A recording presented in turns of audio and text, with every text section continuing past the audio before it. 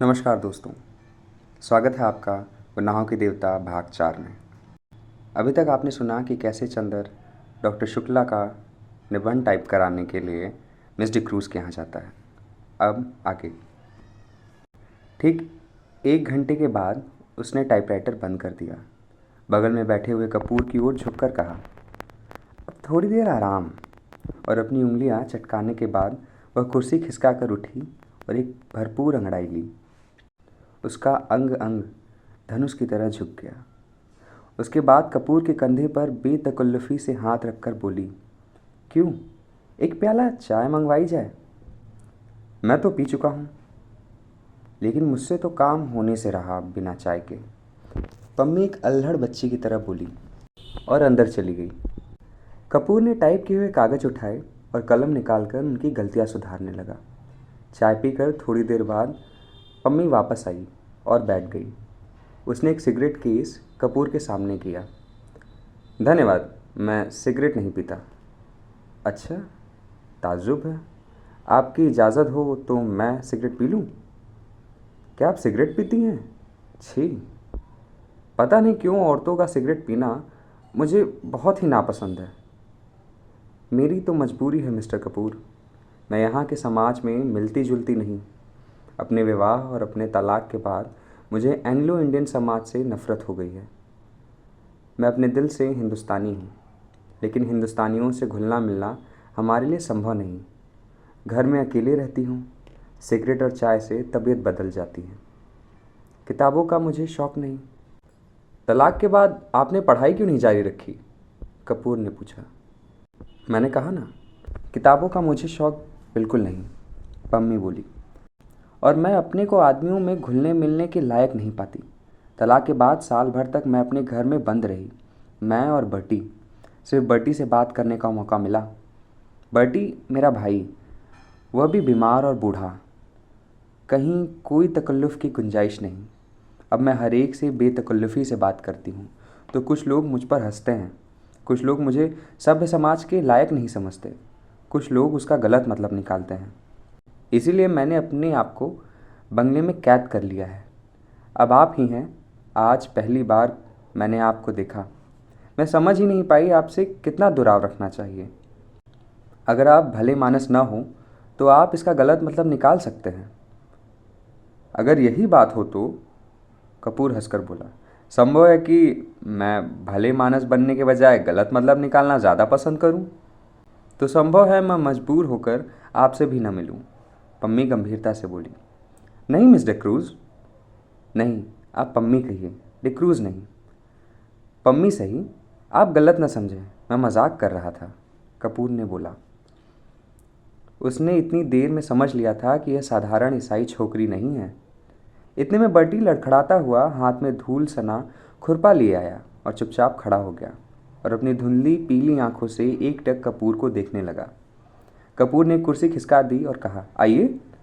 पम्मी उठी और बर्टी के कंधे पर एक हाथ रखकर उसे सहारा देकर कुर्सी पर बिठा दिया। बर्टी बैठ गया और आंखें बंद कर ली। उसका बीमार कमज़ोर व्यक्तित्व जाने कैसा लगता था कि पम्मी और कपूर दोनों चुप हो गए। थोड़ी देर बाद बर्टी ने आंखें खोली और बहुत करुण स्वर में बोला, पम्मी, तुम नाराज़ ना हो। मैं जानबूझकर तुम्हारे मित्र का अपमान नहीं किया था। अरे नहीं, पम्मी ने उठकर बर्टी का माथा सहलाते हुए कहा, मैं तो भूल गई और कपूर भी भूल गए। अच्छा, धन्यवाद पम्मी, अपना हाथ इधर लाओ। और वह पम्मी के हाथ पर सिर रखकर पड़ा रहा और बोला, मैं कितना अभागा हूँ, कितना अभागा। अच्छा पम्मी, कल रात को तुमने सुना था? वो आई थी और पूछ रही थी, बर्टी, तुम्हारी तबीयत अब ठीक है ना? मैं झट से अपनी आंखें ढक ली कि कहीं आंखों का पीलापन न देख ले। मैंने कहा, तबीयत अब ठीक है, मैं अच्छा हूँ। तो उठी और जाने लगी। मैंने पूछा, कहाँ चली? तो बोली, सार्जेंट के साथ ज़रा क्लब जा रही हूँ। तुमने सुना था पम्मी?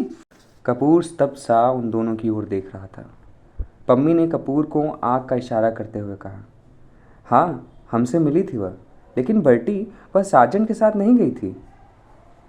हाँ तब? बर्टी की आंखें चमक उठी और उसने उल्लास भरे स्वर से पूछा। वह बोली, बर्टी के ये गुलाब सार्जेंट से ज़्यादा प्यारे हैं। पम्मी बोली, अच्छा? मुस्कुराहट से बर्टी का चेहरा खिल उठा। उसकी पीली पीली आंखें और धंस गईं और दांत बाहर झलकने लगे। हूँ? क्या क्या कहा उसने? फिर तो कहो। उसने कहा, ये गुलाब सार्जेंट से ज़्यादा प्यारे हैं। फिर इन्हीं गुलाबों पर नाचती रही और सुबह होते ही इन्हीं फूलों में छिप गई। तुमने सुबह किसी फूल में तो नहीं मिली वो? तुम्हें तो किसी फूल में नहीं मिली? बर्टी ने बच्चों के से भोले विश्वास के स्वरों से कपूर से पूछा। चंदर चौंक उठा। पम्मी और बर्टी की इन बातों पर उसका मन बेहद भर आया था। बर्टी की मुस्कुराहट पर उसकी नसें थरथरा उठी थी। नहीं, मैंने तो नहीं देखा, चंदर ने कहा। बर्टी ने फिर मायूसी से सिर झुका लिया और आंखें बंद कर ली और कहराती हुई आवाज़ में बोला, जिस फूल में वह छिप गई थी उसी को किसी ने चुरा लिया होगा। फिर सहसा वह तनकर खड़ा हो गया और पुचकारते हुए बोला, जाने कौन ये फूल चुराता है? अगर मुझे एक बार मिल जाए तो मैं उसका खून पी लूँ। उसने हाथ की उंगलियां काटते हुए कहा और उठकर लड़खड़ाता हुआ चला गया। वातावरण इतना भारी हो गया था कि फिर पम्मी और कपूर ने कोई बातें नहीं की। पम्मी ने चुपचाप टाइप करना शुरू किया और कपूर चुपचाप बर्टी की बातें सोचता रहा। घंटा भर बाद टाइपराइटर खामोश हुआ तो कपूर ने कहा, पम्मी, मैंने जितने लोग देखे हैं उनमें शायद बर्टी सबसे विचित्र है और शायद सबसे दयनीय। पम्मी खामोश रही। फिर उसी लापरवाही से अंगड़ाई लेते हुए बोली, मुझे बर्टी की बातों पर ज़रा भी दया नहीं आती। मैं उसको दिलासा देती हूँ क्योंकि वह मेरा भाई है और बच्चे की तरह नासमझ और लाचार है। कपूर चौंक गया। वह पम्मी की ओर आश्चर्य से चुपचाप देखता रहा, कुछ बोला नहीं। क्यों? तुम्हें ताज्जुब क्यों होता है? पम्मी ने कुछ मुस्कुरा कर कहा, लेकिन मैं सच कहती हूँ। वो बहुत गंभीर हो गई। मुझे जरा तरस नहीं आता इस पागलपन पर।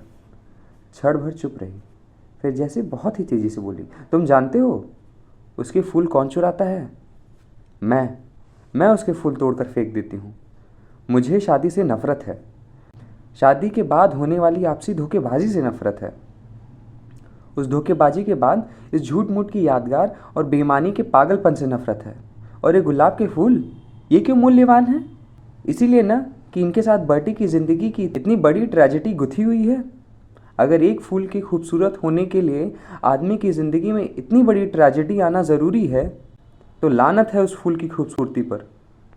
मैं उससे नफ़रत करती हूँ, इसीलिए मैं किताबों से नफ़रत करती हूँ। एक कहानी लिखने के लिए कितनी कहानियों की ट्रेजेडी बर्दाश्त करनी होती है। पम्मी चुप हो गई। उसका चेहरा सुर्ख हो गया था। थोड़ी देर बाद उसका तैश उतर गया। वह अपने आवेश पर खुद शर्मा गई।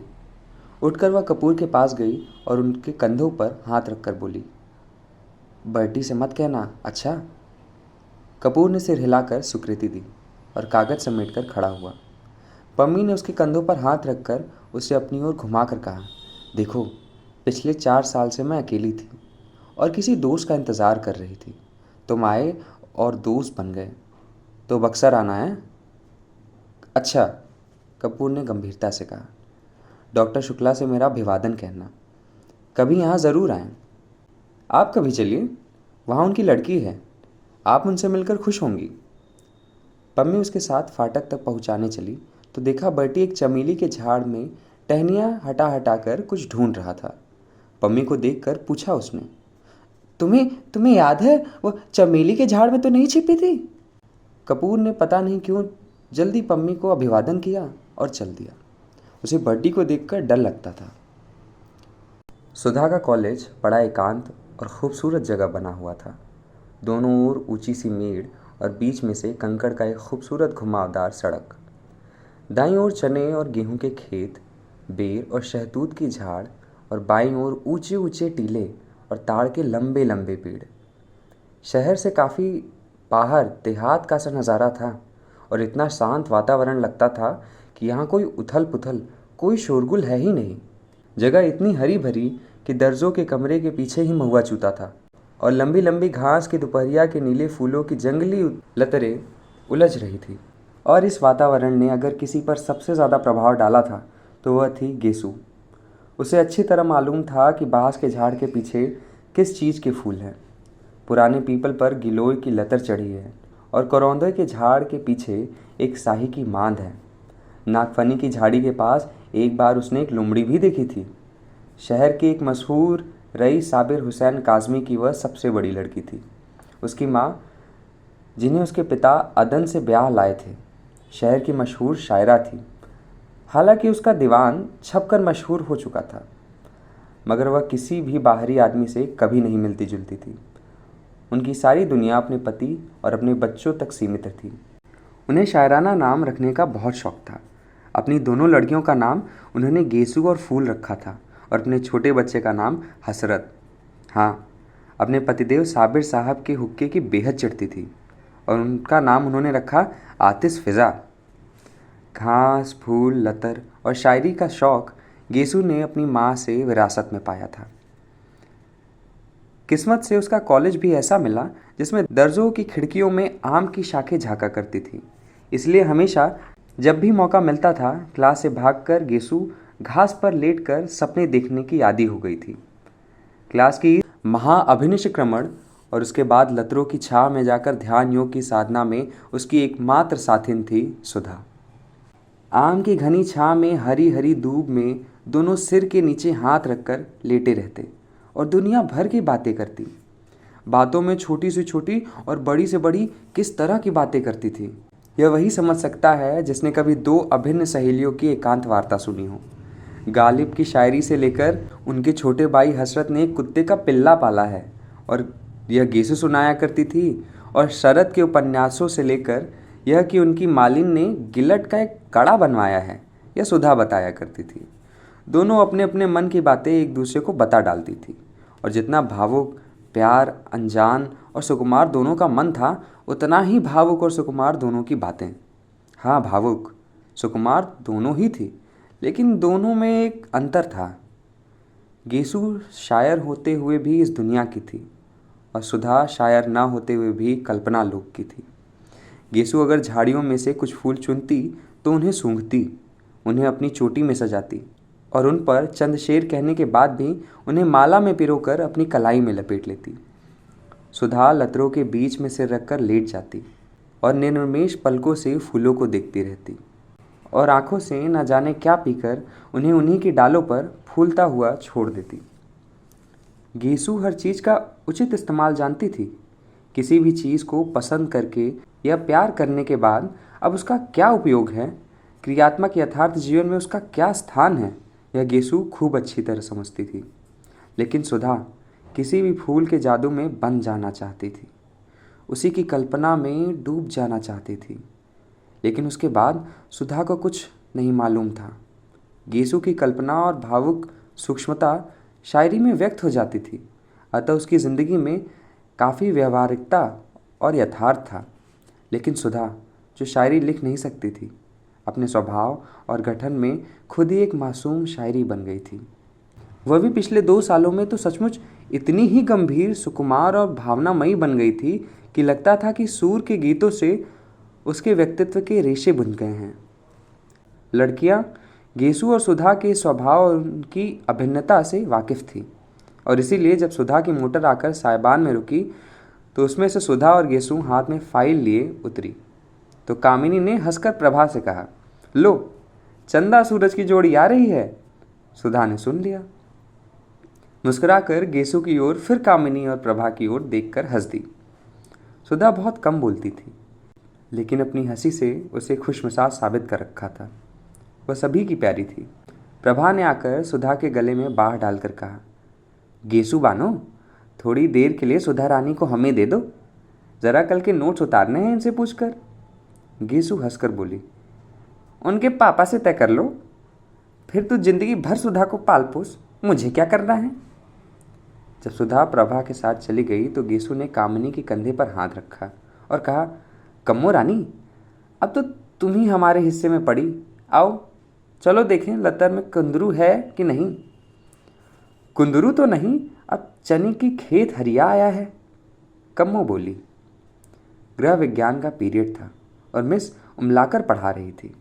बीच की कतार का एक बेंच पर कामिनी, प्रभा, गेसु और सुधा बैठी थी। हिस्सा बाँट अभी तक कायम था, अतः कामिनी के बगल में गेसु, गेसु के बगल में प्रभा और प्रभा के बाद बेंच के कोने पर सुधा बैठी थी। मिस उमलाकर रोगियों के खान पान के बारे में समझा रही थी। मेज के बगल में खड़ी हुई, हाथ में एक किताब लिए हुए, उसी पर निगाह लगाए वह बोलती जा रही थी। शायद अंग्रेज़ी की किताब में जो कुछ लिखा हुआ था उसी को हिंदी में उल्थाकर बोलती जा रही थी। आलू का एक नुकसानदेह तरकारी है। रोगों की हालत में वह खुश्क होता है, गर्म होता है और हजम मुश्किल से होता है। सहसा गेसु ने एकदम बीच से पूछा, गुरुजी, गांधी जी आलू खाते हैं या नहीं? सभी हंस पड़े। मिस उमलाकर ने बहुत गुस्से से गेसी की ओर देखा और डांट कर कहा, why talk of Gandhi? I want no political discussion in class. इस पर तो सभी लड़कियों की दबी हुई हंसी फूट पड़ी। मिस उमलाकर झल्ला गई और मेज पर किताब पटकते हुए बोली, साइलेंस। सब चुप हो गए। उन्होंने फिर पढ़ाना शुरू किया। जिगर के रोगियों के लिए हरी तरकारियां बहुत फायदेमंद होती हैं। लौकी, पालक और हर किस्म के हरे साग तंदुरुस्ती के लिए बहुत फायदेमंद होते हैं। सहसा प्रभा ने कुहनी मारकर गेसु से कहा, ले फिर क्या है, निकाल चने का हरा साग, खा खाकर मोटे हों मिस उमलाकर के घंटे में। गेसु ने अपने कुर्ते की जेब से बहुत सा साग निकालकर कामिनी और प्रभा को दिया। मिस उमलाकर अब शक्कर की हानि लाभ बता रही थी। लंबे रोगों के बाद रोगी को शक्कर कम देनी चाहिए। दूध या साबूदाने में ताड़ की मिश्री मिला सकते हैं। दूध तो ग्लूकोज के साथ बहुत ही स्वादिष्ट लगता है। इतने में जब से सुधा के पास साग पहुंचा तो फौरन मिस उमलाकर ने देख लिया। वह समझ गई यह शरारत गेसु की होगी। मिस गेसु, बीमारी की हालत में दूध काहे के साथ स्वादिष्ट लगता है? इतने में सुधा के मुंह से निकला, साग काहे के साथ खाएं? और गेसु ने कहा, नमक के साथ। नमक के साथ? मिस उमलाकर ने कहा, बीमारी में दूध नमक के साथ अच्छा लगता है? खड़ी हो, कहाँ था ध्यान तुम्हारा? गेसु सन्न। मिस उमलाकर का चेहरा मारे गुस्से के लाल हो रहा था। क्या बात कर रही थी तुम और सुधा? गेसु सन्न एकदम। अच्छा, तुम लोग क्लास के बाहर जाओ और आज हम तुम्हारे गार्जियन को खत भेजेंगे। चलो जाओ बाहर। सुधा ने कुछ मुस्कुराते हुए प्रभा की ओर देखा और प्रभा हंस दी। गेसु ने देखा कि मिस उमलाकर का पारा और भी चढ़ने वाला है तो वह चुपचाप किताब उठाकर चल दी। सुधा भी पीछे पीछे चल दी। कामिनी ने कहा, खत वत भेजती रहना सुधा, और क्लास ठठाकर हंस पड़ी। मिस उमलाकर गुस्से से नीली पड़ गई। क्लास अब खत्म होगी, और रजिस्टर उठाकर चल दी। गेसु अभी अंदर ही थी कि वह बाहर चली गई और उनसे ज़रा दूर पहुंचते ही गेसु ने बड़ी अदा से कहा, बड़े बेआबरू होकर तेरे कूचे से हम निकले। और सारी क्लास फिर हंसी से गूंज उठी। लड़कियां चिड़ियों की तरह फुर हो गई और थोड़ी ही देर में सुधा और गेसु बैडमिंटन फील्ड के पास वाले छतनार पाकड़ के नीचे लेटी हुई थी। आगे सुनने के लिए बने रहिए हमारे साथ। धन्यवाद। Do follow and subscribe.